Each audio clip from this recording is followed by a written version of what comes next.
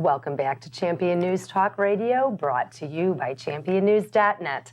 This is Carol Parisi. Today we have John Bernbom and we have Jim Edwards from Republican Renaissance PAC, and we're talking values to victory. And it's Americanism values, Jack. That's what this American populist movement is. It's our Constitution, it's love of country, it's love of freedom and liberty. And that's why people are willing to step out of the box and drive 5-6 hours to preserve integrity of elections. Well, something I want to jump in and say is we were talking about how much the poll watchers learned. The seminar was wonderful. The question and answer was wonderful because they really soaked everything in. They asked some wonderful questions. But what I want to say is the election judges got an education Tuesday because the poll watchers, some of them were telling the poll watchers, oh, no, you're supposed to wait out in the hall. But because our poll watchers conducted themselves so well, these election judges softened. We even had election judges that when the polls closed, drove the poll watchers back to the hotel. So these people that came out and did the poll watching, they also were ambassadors for something better than what they've had in the past. Well, one of the other interesting things, too, is, by the way, is that these people drove from all over, like we said, and they all did it for nothing. I mean, for training, but they didn't get paid. And they're in a city where the Democrats have wrecked that, too. Even people that are passionate about a candidate won't volunteer because it's the entitlement thing that's been just driven into their brain. They got to get paid to do anything. They're going on relief or get jobs. It's a well-known saying, the people that control the jobs in Chicago, the political jobs and the other facilities that are hired by the embedded politicians. There's a big saying in Chicago, we don't want nobody sent. Isn't that patronage? That's what reeks through this whole thing and controls this whole rotten system. You know, lest anybody think it's funny or isn't happening, but I'm half Irish, and my old Irish aunt lived on the west side around Central and Lake Street.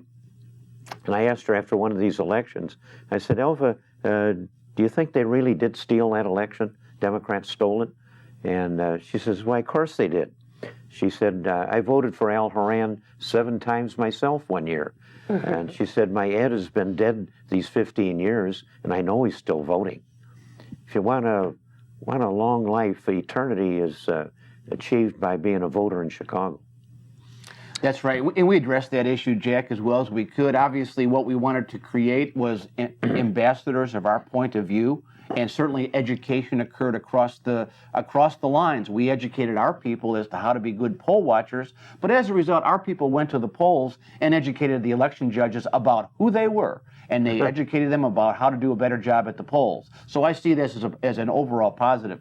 But you're right, Jack, is that there's so many issues here that have to be addressed around people voting when they're not alive, after they're dead. Did you catch any dead people voting? Yes, we did. Yes, we did. Yeah. And we explained how to address that issue. Is that we had a listing of people that were on the polls, but we knew that they were deceased through the post office and other means, so we knew that.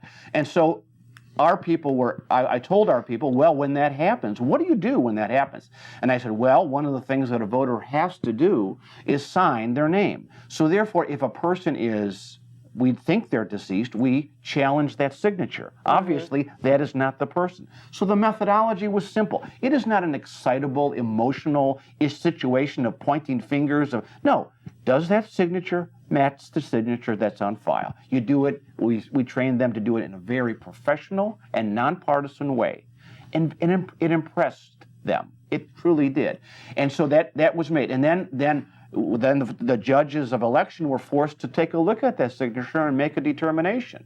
Sometimes they determined it correctly and said, sorry, sir, you cannot vote. So let me ask you something. If I showed up and signed a dead person's signature, isn't that breaking the law? Isn't that illegal? Wouldn't I be prosecuted for that? Well, it certainly is illegal, and yes, you would be prosecuted for that if it was found out. However, as you know, Carol, crimes are committed day after day, minute after minute in the city of Chicago, and election fraud is not exactly the highest priority. But yes, indeed, you're right. It is a crime. So did anybody go off in handcuffs? Did not.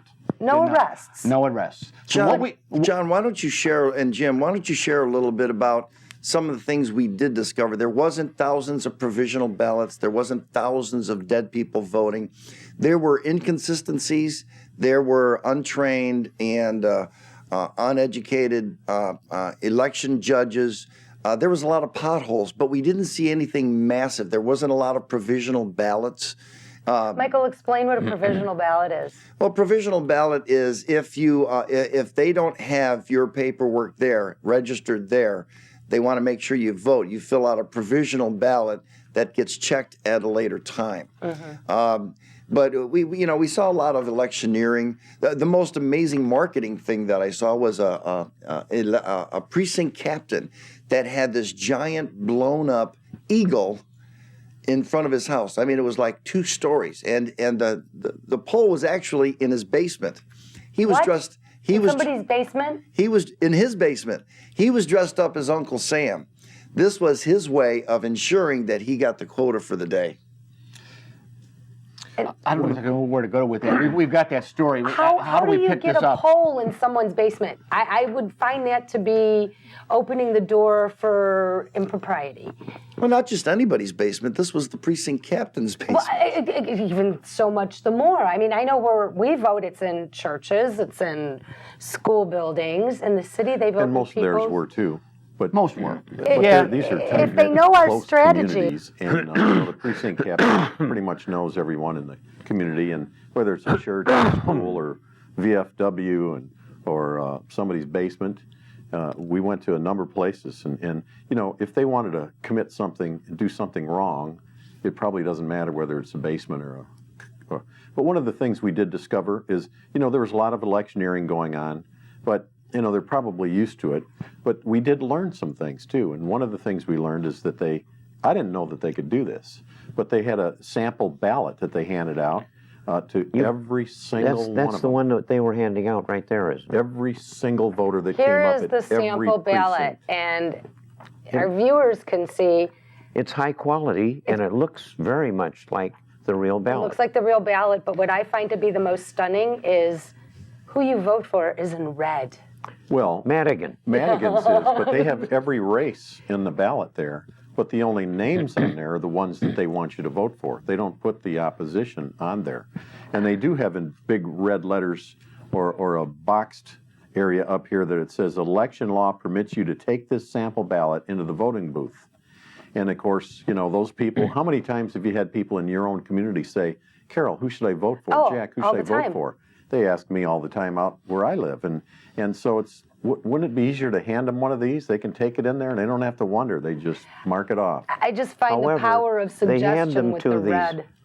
There's this problem of them being within the 100-foot range as people approach the door to go into the place. The people were there right up to the door You're right. handing this out. But this isn't and that's a violation electioneering. of the law But itself. is this electioneering? This is a ballot. This is a useful tool that's allowed to be brought in the polls. So is this something? Is it? Would be It's considered campaign material. Promotional Is it? material. Uh-huh. Do you want me to address this? This sample ballot it's used. It's legal to use this. It's a very good marketing tool, and like what we're talking about, this is an educational process that we're involved in. We can learn, and frankly, we can learn from the professionals. Sadly enough, is that the people who run the election machinery in Chicago are professionals, and who are their opponents? Amateurs. That's the problem. That is a problem. And they're very good at what they do. This sample ballot, I know that you would think of sample ballot as something on the official level or something come from the government. Well, this is a sample ballot in a different context, and that is, this is our recommendation as to how we think you ought to vote. This is totally legal. It's very smart. And obviously effective. But it says official. It says official right on there. It says it's an official primary election sample ballot. That's right. It does. It does. So it's one of those things that we're dealing with and learning about and trying to address. Yes. Yes, that's right. The machine itself is highly suspect, and there's been a lot of work done on voting machines that are used in Chicago. And they can be easily tampered with, and the seals can be easily tampered with. I got a list of 12 different violations of the law about how the voting is conducted, of what is supposed to be done under the law, and here's 12 violations that are really quite common in all the voting places in the city of Chicago. We can get into that in the next segment.